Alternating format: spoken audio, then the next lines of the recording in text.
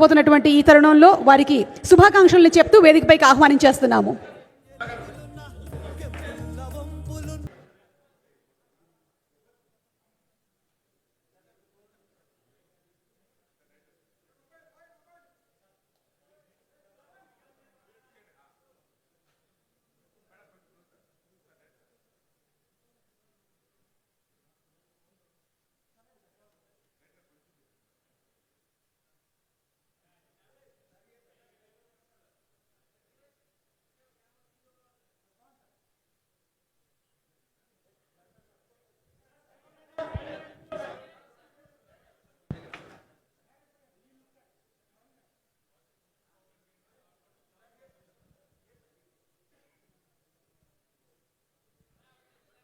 Thank you so much and requesting Pawan Kalyan Garu to please speak.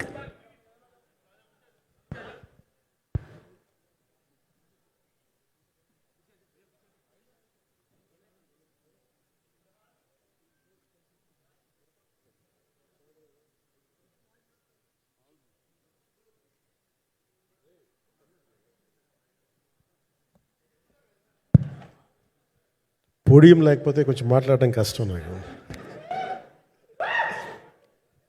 అంటే ఎలా ఉందంటే నగ్నంగా ఉన్నట్టుంది పోడియం లేకపోతే.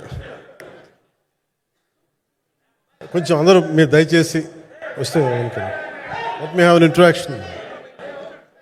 అంటే నా జీవితంలో మొట్టమొదటిసారిగా అదే ఎప్పుడు చేశాను ఇంత, నాకు పొలిటికల్ ఇంటరాక్షన్ చేశాను కానీ మీడియా మిత్రులతోటి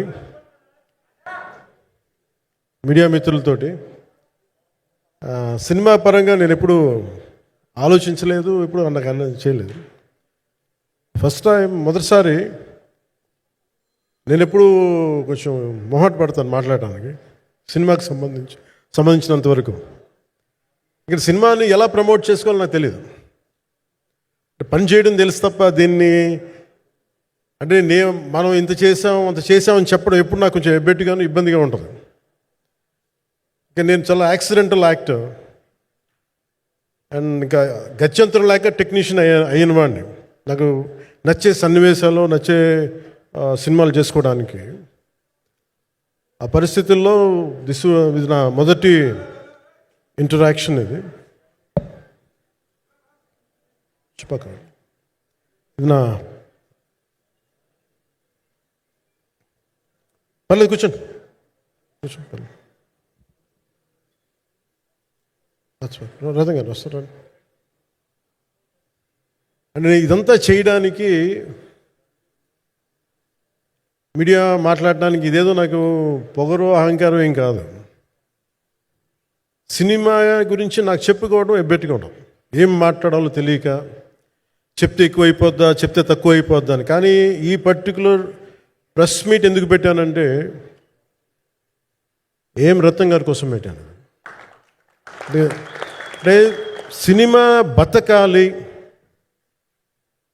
అంటే ఈవినింగ్ ఆడియో ఫంక్షన్ పెట్టుకొని మళ్ళీ ప్రెస్ మీట్ దేనికంటే మళ్ళీ నాకు మీతో ఇంటరాక్ట్ అయ్యే అవసరం ఫంక్షన్ తర్వాత ఉండకపోవచ్చేమో అని చెప్పేసి అదొకటి మేజర్ ఒక ఇది కన్సర్న్. అదొకటి అంటే రత్నం గారు అంటే ఈవినింగ్ చెప్దాం అనుకున్నా, బట్ స్టిల్ ఇప్పుడే చెప్పేస్తున్నాను ఈ మాట. త్రివిక్రమ్ గారు రాసిన ఒక డైలాగు అజ్ఞాతవాసిలో, ఒక చిన్నపాటి సౌకర్యం కోసం, ఇక్కడ మీరు కూర్చున్న ఒక చిన్నపాటి కుర్చీ కోసం ఒక యుద్ధమే చేయాల్సి వస్తున్నారు. అలాంటిది ఒక సినిమాని చేయడం అంటే ఎన్నిసార్లు మినీ యుద్ధాలు చేయాలి, ఆర్థికంగా కావచ్చు, క్రియేటివ్గా కావచ్చు, వీటన్నిటికీ సంబంధించి. అలాంటిది నేను ఎప్పుడు కూడా సినిమాల్లోకి రాకముందు రత్నం గారు లాంటి వ్యక్తి నా ప్రొడ్యూసర్ అయితే బాగుండు అనుకున్నాను. భారతదేశానికి పాన్ ఇండియా సినిమాని, ముఖ్యంగా రీజనల్ సినిమాని జాతీయ స్థాయిలో తీసుకెళ్ళిన వ్యక్తి ఆయన. తమిళ్ సినిమాని చాలా ఛాలెంజింగ్ తెలుగులో డబ్ చేసి దాన్ని స్ట్రైట్ సినిమాలతో సమానంగా ఆడేంత సత్తా చూపించిన వ్యక్తి. Film industry creative ability, creative potentiality పెంచిన వ్యక్తి. ఈ సినిమా చాలా ఒడిదుడుకులు ఎదుర్కొంది, 2 కరోనా పరిస్థితులు ఎదుర్కొంది. అన్నిటికీ మధ్యలో సినిమా మన క్రియేటివ్గా కొంత ఇబ్బంది ఎదుర్కొంది. అల్టిమేట్ ఆబ్జెక్టివ్ సినిమా బాగా రావాలని, నేను ఎప్పుడేం చేసినా సినిమా బాగా రావాలనుకుంటాను. ఈ సినిమాకి ప్రత్యేకించి ఆయన తపన చూసి నేను ముఖ్యంగా పొలిటికల్ ప్రాసెస్కి వెళ్ళిపోయిన తర్వాత, పాలిటిక్స్కి వెళ్ళిపోయిన తర్వాత, డైరెక్షన్ అని వీటికి దూరమై క్రియేటివ్ పార్టీకి దూరం అయిపోయిన తర్వాత, పాలిటిక్స్ నా ప్రైమరీ ఫోకస్ అయిపోయిన తర్వాత మళ్ళీ దృష్టి పెట్టి సినిమా కావాలి మీరు చెయ్యాలని చెప్పి నా దగ్గరికి వచ్చి కోరుకున్నప్పుడు నేను ఎంత బెస్ట్ ఇవ్వగలను ఆ సినిమాకి అంత ఇచ్చాను. నేను అంటే నా బెస్ట్ ఇచ్చాను. అంటే నేను అంటే అన్నిటికంటే కూడా నేను ఇవ్వలేనిది టైం ఇవ్వలేను నేను. కానీ అలాంటి పరిస్థితుల్లో ఒక క్లైమాక్స్కి దాదాపు 57 రోజులు షూట్ చేయాల్సి వచ్చింది. మండు టెండ బాగా, ఇట్స్ కైండ్ ఆఫ్ ఒక మిడ్ మే అంటే చాలా పిచ్చి ఎండ అన్నమాట. అలాంటి ఎండల్లో చాలా కాలం తర్వాత నాకు మార్షల్ ఆర్ట్స్, నేను ఎప్పుడో నేర్చుకున్న మార్షల్ ఆర్ట్స్, ఒక ఎస్క్రీమా కానీ, ఊషు కానీ, నేను నేర్చుకున్న సెల్ఫ్ డిఫెన్స్ టెక్నిక్స్ కానీ, యుఎస్లో నేను ఒక వర్క్షాప్ చేసిన జీత్ కండో ఇవి కానీ, ఇవన్నీ ఈ సినిమాకి నాకు పనికి వచ్చినాయి. నాకు ఇవన్నీ వీళ్ళతో డిఫరెంట్ కొరియోగ్రాఫర్స్తో కూర్చొని ప్రత్యేకించి క్లైమాక్స్ పార్ట్ ఇది అందరికీ ఇన్స్పైర్ చేసింది. అంటే మన స్థూలంగా చెప్పాలి అంటే, ఒక క్లుప్తంగా చెప్పాలి అంటే, ఈ సినిమాకి ఇదే ఆయువు పట్టింది. ఈ ఫస్ట్ పార్ట్కి ఎక్కడో కొల్లూరు నుంచి, మన కృష్ణానది తీరం కొల్లూరు, విజయవాడ సమీపంలో ఉన్న కొల్లూరు ప్రాంతం నుంచి దొరికిన ఒక కోహినూరు వజ్రం నుంచి అది ఎటు మన గోల్కొండ రాజుల దాకా వచ్చింది, మన హైదరాబాద్ సుల్తాన్ల దాకా ఎలా వచ్చింది, దీని ట్రావెల్ ఇటు వెళ్ళింది. ఇవన్నీ జరిగినప్పుడు దీని నేపథ్యంలో జరిగే కథ ఇది. ముఖ్యంగా ఈ ఫౌండేషనల్ వర్క్ చేసిన వ్యక్తి క్రిష్ జాగర్లమూడి గారు చాలా హై కాన్సెప్ట్తో పట్టుకొచ్చారు దీన్ని. ఆయనను రత్నం గారు నా దగ్గరికి వచ్చినప్పుడు చాలా బాగా నచ్చి వెంటనే చేశాను. చేసిన తర్వాత ఒక్కొక్కటి కరోనా నిజంగా ఇంపాక్ట్ వచ్చింది. అంటే ఎలా ఉండదంటే, ఎంత హార్డ్గా ఉండదంటే ఇండస్ట్రీ, అది ఎవరిని తప్పు పట్టలేము. ఒకప్పుడు ఆయన వెంట చుట్టిన నిర్మాతలు, ఆయన వెంట తిరిగిన డిస్ట్రిబ్యూటర్స్, హీరోస్, అందరికి అలాంటి వాళ్ళకి ఒక నిర్మాతగా ఆయన తపన పడుతుంటే నాకు అంటే ఆయన కోసం ఖుషి తీస్తున్నప్పుడు కానీ ఆయనతోటి ఎంత సౌకర్యం ఇచ్చారంటే, అసలు మాకు 1 month ముందు ప్రీ ప్రొడక్షన్ అయిపోయి నాకు అంత సౌకర్యాన్ని ఇచ్చారు.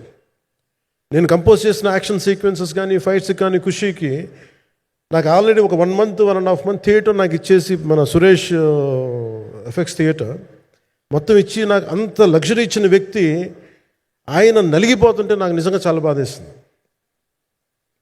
ఒకసారి it is not about money, it's not about success, it's about standing by hmm you trust, who stood for the people and who stood for the industry. నాకు ఎందుకు ఇది మీతో పంచుకోవాలనిపించింది. సినిమా ఎంత విజయం ఇది నాకు నిజంగా తెలియదు, ఎందుకంటే నేను ఇట్లా అనుకోవచ్చు, ఇంకోలా కానీ ఒక్కటి మటుకు చాలా సిన్సియర్గా చెప్పగలను.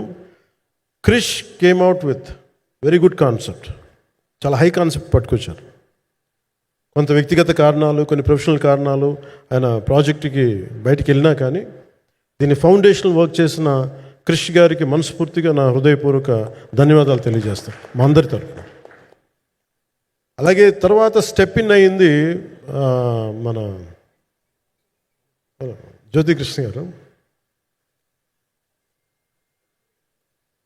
నేను ఖుషి సినిమా చేస్తున్నప్పుడు అప్పుడే లండన్ ఈ ఫిల్మ్ మేకింగ్ కోర్స్ చేసి మన డైరెక్షన్లో ఇన్స్టిట్యూట్ అంతేనా డైరెక్షన్ కదా, ఫిల్మ్ మేకింగ్ కోర్స్ చేసి అప్పుడే గ్రాడ్యుయేట్ అయ్యి వచ్చి అప్పటి నుంచి ఉన్నప్పుడు బట్ యాక్చువల్ తనతో మాట్లాడుతుంటే మోస్ట్ సెన్సిబుల్ డైరెక్టర్ అనిపించారు.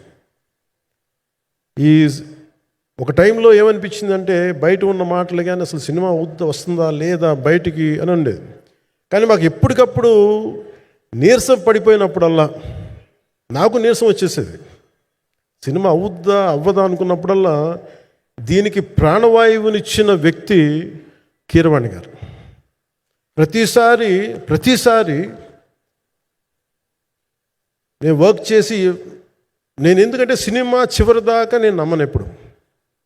నేను ఒక సినిమాని నేనేం నమ్ముతాను, చిన్నప్పటి నుంచి వెరీ ఫార్మేటివ్ ఇయర్స్లో నుంచి కూడా ఒక మంచి సినిమా గురించి నువ్వు మాట్లాడక్కర్లా, రిలీజ్ అయితే బాగలేకపోతే ఎలాగ మాట్లాడక్కర్లా. అందుకే నేను ఎప్పుడు సినిమా క్వాలిటీ మీద దృష్టి పెడతాను తప్ప ఇంక మిగతా వాటి మీద మాట్లాడను. అందుకే నాకు ఎప్పుడు ఈ మాట్లాడటం అనే దాని మీద ఎప్పుడు దృష్టి పెట్టలేం. కానీ ఫస్ట్ టైం ఈ సినిమాకి చాలా అవసరం అనిపించింది. ఎందుకంటే ఒక నిర్మాతలు కనుమరుగవుతున్న ఈ సమయంలో ఒక బలమైన సినిమా తీసి ఒడిదుడుకుల్ని తట్టుకోగలిగి ఒక నిర్మాత కనుమరుగవ్వకూడదు. ఆయన పక్కన ఏది ఉండాలని, అండగా ఉండాలని చెప్పేసి నేను అన్నీ వదిలి, ఇంత బిజీ షెడ్యూల్స్ అన్నీ వదిలేసి, ఒకవైపు నన్ను నా ప్రత్యర్థులు తిడుతున్నా కానీ, సినిమాలకి వెళ్ళిపోయిన తిడుతున్నా కానీ, ఇదేంటంటే నాకు అన్నం పెట్టింది ఇది, నాకు నా సినిమా పరిశ్రమ. అంటే ఇక్కడున్న మిత్రులందరూ కూడా చాలామందికి నేను ఇండివిజువల్ ఇంటర్వ్యూస్ ఇచ్చాను. నేను చాలాసార్లు నాగేంద్ర కానీ మీరు కానీ చాలామందికి, వీళ్ళందరూ చాలామందికి నేను వ్యక్తిగతంగా తెలుసు. కాకపోతే నాకు సినిమా అంటే నేను సినిమా గురించి ఎక్కువ చెప్పలేక ఎక్కువ మాట్లాడలేను. కానీ బట్ నాకు నిజంగా సినిమా మీద అపారమైన గౌరవం, సినిమా మీద అపారమైన ఆసక్తి, నాకు ప్రాణవాయువు అది. Story telling is a necessity for all each and every individual. So cinema అది మనకు కల్పిస్తుంది, సినిమా మనకి అలాంటి. కానీ ఈ సినిమా ప్రత్యేకించి చాలా ఛాలెంజింగ్ సర్కమ్స్టాన్సెస్లో, చాలా ఒడిదుడుకుల్లో, యాడ్వర్స్ కండిషన్స్లో కూడా మనస్ఫూర్తిగా దీన్ని ముందుకు తీసుకెళ్ళి, ఆర్థిక ఇబ్బందులు ఎన్ని వచ్చినా కానీ, అంటే నాకు పొలిటికల్గా పేరు ఉండొచ్చు, దేశవ్యాప్తంగా నేను తెలిసి ఉండొచ్చేమో, కానీ సినిమా పరంగా వచ్చేటప్పుడు నేను చాలా హీరోస్తో కంపేర్ చేస్తే వాళ్ళందరికంటే చాలా తక్కువ నేను. సో దానికి ఉండే ఇబ్బందులు దానికి ఉంటాయి. మిగతా వాళ్ళకి బిజినెస్ అయినందుకు నాకు బిజినెస్ అవ్వదు, వాళ్ళకి వచ్చినందుకు నాకు రాకపోవచ్చు. ఎందుకంటే నా దృష్టి, నా కాంపిటేటివ్నెస్ ఎప్పుడు నేను సినిమాల మీద పెట్టలేదు. నేను ఇప్పుడు సొసైటీ, పొలిటికల్ ప్రాసెస్ పెట్టాను, కానీ ఎప్పుడు సినిమా మీద నేను ఎంత ఉండాలనేది నేను ఎప్పుడు పెట్టలేదు. నేను ఎప్పుడు చాలాసార్లు మన నాగేంద్ర కానీ మిగతా మన సూపర్ హిట్ మన కీర్తిశేషులు బిఆర్ రాజు గారు చనిపోయారు ఇంటర్వ్యూస్లో కూడా ఉంటుంది. ఈ చిత్ర పరిశ్రమ చాలామంది హీరోస్ ఉంటారు, వాళ్ళలో నేను వన్ ఆఫ్ ది హీరో అంతే. నాది ఒక సంవత్సరంలో ఒక ఫ్రైడే, ఒక థర్స్డే రిలీజ్ అవుతుంది అంతే, అంతకుమించి తప్ప ఇది అందరి పరిశ్రమ, అందరూ రావాలి అలాంటిది నేను కోరుకునేవాడిని నేను. సో దాంట్లో భాగంగా రత్నం గారు లాంటి నిర్మాత బతికుండాలి, రత్నం గారి నిర్మాతకి ఇబ్బందులు కలగకూడదని చెప్పి లాస్ట్ మినిట్లో ఇంక చూసిన తర్వాత I stepped in to it. నేను భుజాల మీదకి తీసుకున్నాను ఇది. క్లైమాక్స్ని ఎలా భుజాల మీదకి అంటే, ఎందుకంటే ముఖ్యంగా ఇక్కడ ఇది ఇంకొక బలమైన స్టార్ కాస్టింగ్ చాలా బాగా చేశారు ఆయన. ముఖ్యంగా బాబీ డియోల్ గారిని అంటే ఈరోజు చూస్తుంటే నాకు అదే అనిపించింది. ఈరోజు మన ప్రెస్ మీట్ కూడా నేను వచ్చాను. అందరూ ఎంత బిజీగా ఉన్నారని కొన్ని రాత్రుల నుంచి నేను నిద్రలేదు. మన మనోజ్ పరమహంస గారికి కానీ, రత్నం గారికి కానీ, జ్యోతి గారికి కానీ, పాపం ఈ సినిమా ప్రమోషన్ సింగిల్ హ్యాండెడ్గా పాపం నిధి అగర్వాల్ భుజాల మీద వేసుకొని నాకే బాధ అనిపించింది. పాపం ఒక అమ్మాయి తన కెరీర్ తను చూసుకోవాల్సిన అమ్మాయి కూర్చోబెట్టి నాకే సిగ్గు అనిపించింది. I have to truly appreciate you. అంటే చాలాసార్లు పాపం అన్నీ వెళ్తూ ఉంటే నాకు ఇదేంటి సినిమాని అనాథలా వదిలేశారంటే అనిపించింది. సో నాకేమనిపించింది, ఈ సినిమాకి ఎవరు అనాథలా వదలలేదు, నేను ఉన్నానని చెప్పడానికి వచ్చాను ఈ రోజున. ఎందుకంటే నేను కోట్లాది మంది ప్రజలకి అండగా ఉండేవాడిని, దేశంలో ఉండే సమస్యలకి స్పందించేవాడిని. అలాంటిది తెలుగు సినిమాకి, నా సినిమాలకి మీకు తెలుసు గతంలో ఎన్నిసార్లు ఇబ్బందులు పెట్టారు. అదే మన ప్రభుత్వం అక్కడికి రాగానే వెంటనే సాధారణంగా హృదయ కవాటాలు తెరిచి మరి ఆహ్వానించాం. ఏమి కృతజ్ఞత కూడా ఆశించలేదు. అంత చిత్ర పరిశ్రమను అంత గుండెల్లోకి తీసుకుంటాం. అలాగే దీనికి సంబంధించి అలాంటిది నా సినిమాని నేను ఎందుకు వదిలేస్తాను? ఎందుకంటే ఇది ఇంకో సినిమా కాదు.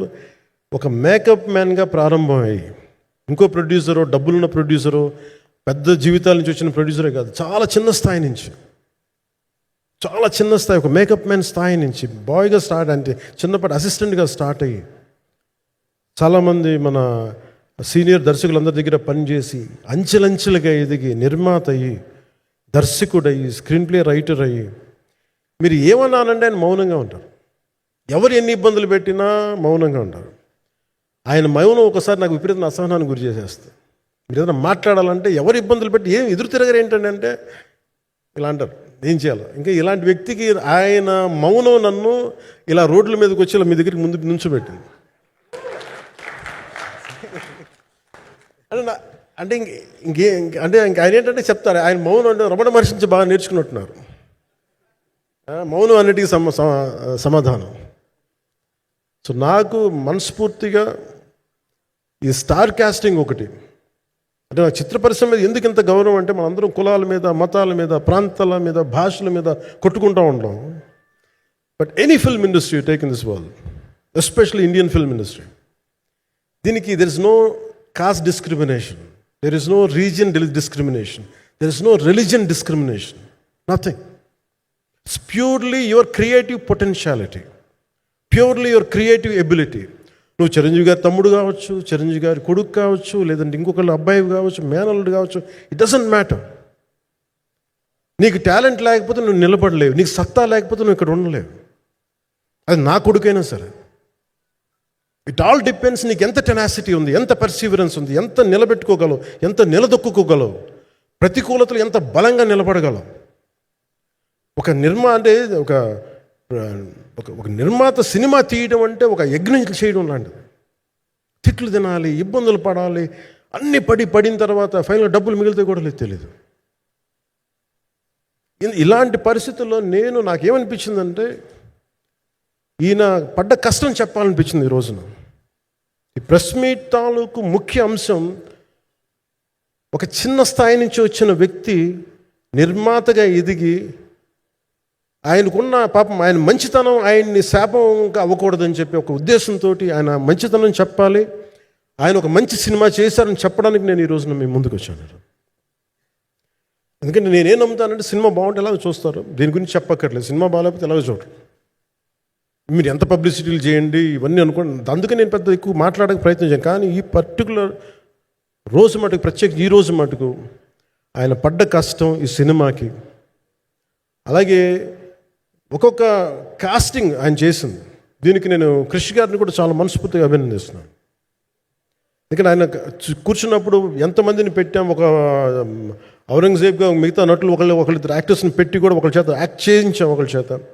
కానీ Bobby Deol so apt for Aurangzeb, ఎంత కన్విక్షన్తో చేశాను. అప్పటికి ఆయనకి ఇంకా ఆయన చేసిన హిందీ సినిమాలు కూడా రాలేదు ఇంకా ఆయనకి.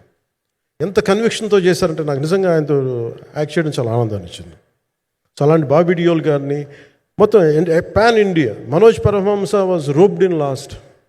ఇంకా సినిమా ఎట్లా మనం అయిపోవాలి, నేను పాలిటిక్స్కి వెళ్ళిపోయిన తర్వాత, డిప్యూటీ సీఎం బాధ్యతలు తీసుకున్న తర్వాత అందరికీ అయిపోయింది, సినిమాలు చేయలేడు ఇతను, ఎలా చేస్తాడంటే నాకు తెలుసు కష్టం అని.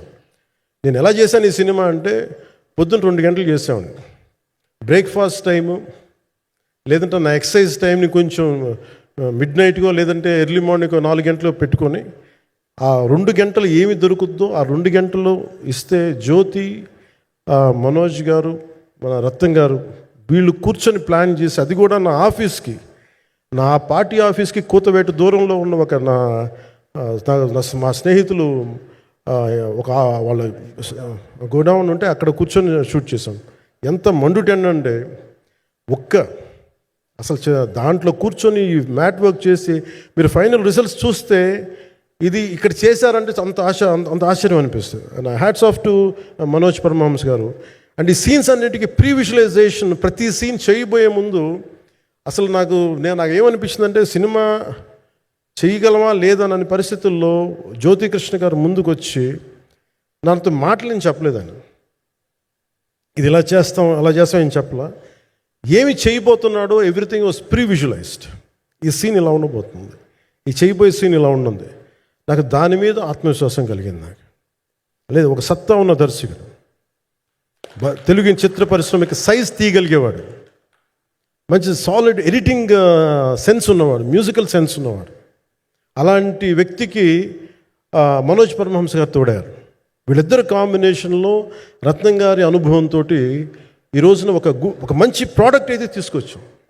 ఇది ఎలా ఉంటుంది, ఎలా ఉండబోతుంది, ఎంత హిట్ అవుతుంది అనేది ఇది సంపూర్ణంగా ప్రజల చేతిలోనే ఉంటుంది. అది ఏ స్థాయిలో ఇది ఉంటుంది అనేది అది ప్రజలు చెప్పాల్సింది తప్ప అది నేను చెప్పుకునేది కాదు. బట్ నా వరకు నేను ప్రత్యేకించి నేను వ్యక్తిగతంగా చేసింది ఈ సినిమాకి, అపార్ట్ ఫ్రమ్ యాక్టింగ్ కాంట్రిబ్యూషన్, నేను ఏ సినిమా చేసినా ప్రతి సన్నివేశంలోనూ ప్రతి సాంగ్ అండ్ డాన్స్లో కూడా కొన్నిసార్లు నేను చేయలేక, నేను ఒక రిలక్టెంట్గా యాక్టర్లు ఎలాగో టెక్నీషియన్గా కూడా నాకేంటంటే సుస్వాగతం సినిమాలో నన్ను తీసుకెళ్ళి వైజాగ్లో బస్సు మీద ఎక్కించి డ్యాన్స్ చేయమన్నాను. చచ్చిపోయాను డ్యాన్స్ చేయలేక. ఇంకా మిగతా వాళ్ళకి ఎంత తేలికైన డ్యాన్స్ నాకు చేయాలంటే నేను గింజుకుపోయి నేను అనుకున్నాను ఇంక ఈరోజు ఇంక సినిమాలు మానేస్తాను చెప్పి మా వదినికి ఫోన్ చేసి కూడా చెప్పాను, చాలా పర్యాలు చెప్పాను. అలాంటి అందుకని నాకేంటంటే సాంగ్ అండ్ డ్యాన్స్ కూడా నేను ఎలా చేయగలను దానికి అనుకుగా నేను ఎత్తుక్కుంటాను. అలాగే యాక్షన్ సీక్వెన్స్ కూడా రియల్ లైఫ్లో కొడితే ఎలా ఉంటుంది, మార్షల్ ఆర్ట్స్లో సాధన ఉన్నవాడిని, ఈ లాట్ ఆఫ్ వర్క్షాప్స్, ఈ మార్షల్ ఆర్ట్ వర్క్షాప్స్ చేసిన వాడిని కాబట్టి హౌ రియలిస్టిక్ వీ కెన్, ఎంత సహజంగా మనం వెళ్ళగలం, వీటి మీద ఒక అవగాహన ఉన్నవాడిని కాబట్టి చాలాసార్లు కూర్చుంటాను. కానీ ప్రత్యేకించి ఈ 20 minutes లాస్ట్ సీక్వెన్స్ ఇది 2 partsగా ఎలా అయింది అంటే ఒరిజినల్ థాట్ క్రిష్ గారి దగ్గర నుంచి వచ్చినప్పుడు ఇట్ వాస్ క్వైట్ లాంగ్. ఒక నిన్న ఈ సినిమా ఒక పాటలు అవుద్దని అడేవాడు మొదటి నుంచి, బట్ లేటర్ వాళ్ళు డిసైడ్ చేసుకుని ఒక టైంలో ఇది అవ్వదు, you want make it as 2 parts అనుకున్నప్పుడు ఎక్కడికి వచ్చి ఆగిందంటే ఈ క్లైమాక్స్ దగ్గరికి వచ్చి ఆగింది ఫస్ట్ పార్ట్. సో చెప్తున్నప్పుడు నాకేమనిపించిందంటే how else we can take it, how else we can scale it up. So దానికి నేను కూర్చొని నాకున్న ఈ మార్షల్ ఆర్ట్స్ కానీ బేసిక్ యాక్షన్ కొరియోగ్రఫీ నా ప్యాషన్ కాబట్టి ఈ పర్టికులర్ డ్రామా, ఈ పర్టికులర్ దాంట్లో ఏంటంటే మొఘల్ టైమ్స్లో ప్రతి ఒక సగటు భారతీయుడు అనుభవించిన బాధ అది. ఒక యావరేజ్ సగటు భారతీయుడు మొఘల్ కాలంలో అనుభవించిన ఒక ఒక ఒక సిచ్యువేషన్. ఆ సిచ్యువేషన్ హీరోకి సంబంధం ఉండదు, కానీ how he gets entangled, how he gets involved in it, that is outcome, that's that has been captured. So దీన్ని ఒక 57 days మేము చేయగలిగామంటే, ఆ రోజు నాకు కనుక మన జ్యోతి గారు ఉండింటే పక్కన, maybe out done it in at least ఒక 50% ఆఫ్ ఇట్. ఎందుకంటే నేను చెప్పింది అలా చేయగలడు, ఇవన్నీ కూర్చోబెట్టి వీ డిడ్ అవర్ బెస్ట్. అంటే నేనేమనుకున్నానంటే క్లైమాక్స్ చేసేటప్పుడు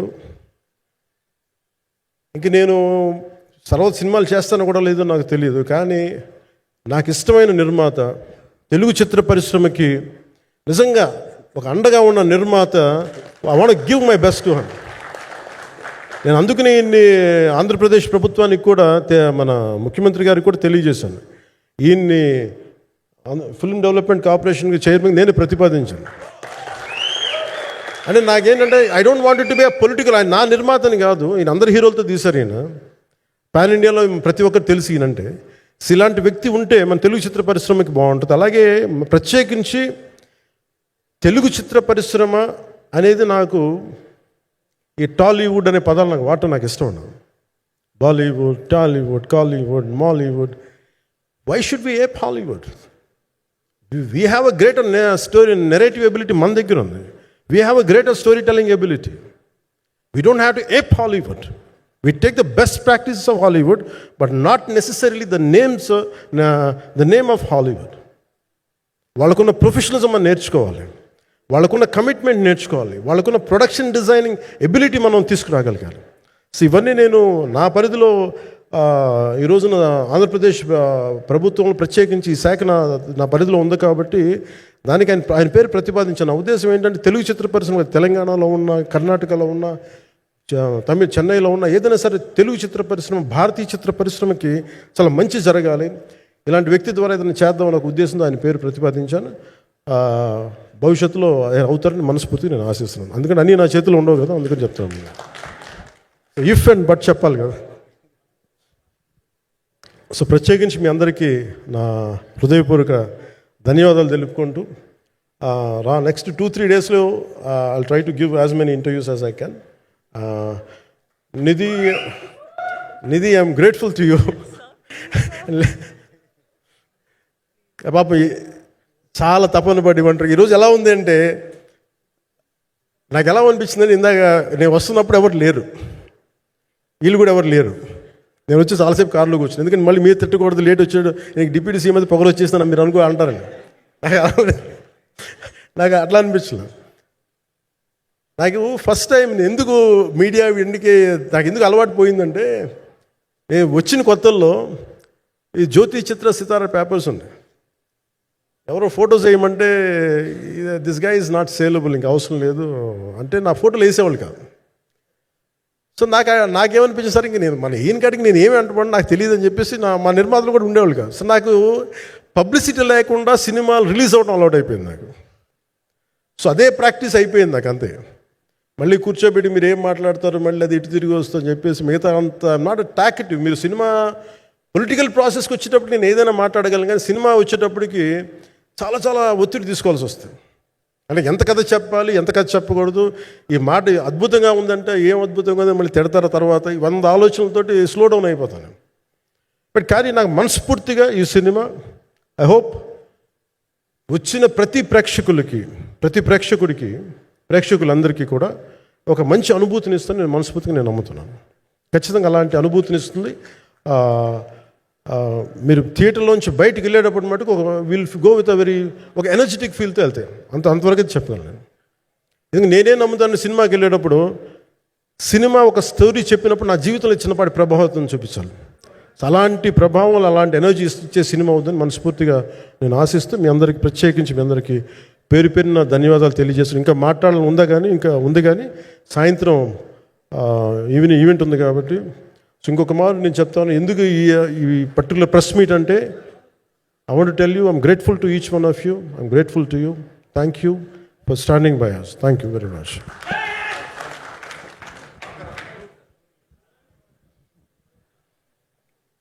మీడియా మిత్రులందరికీ మరొకసారి ధన్యవాదాలు తెలియజెప్తూ ఉన్నాము. సో ఏం రత్నం గారు presence and mega Surya productions banner పైన వస్తున్నటువంటి ఫిల్మ్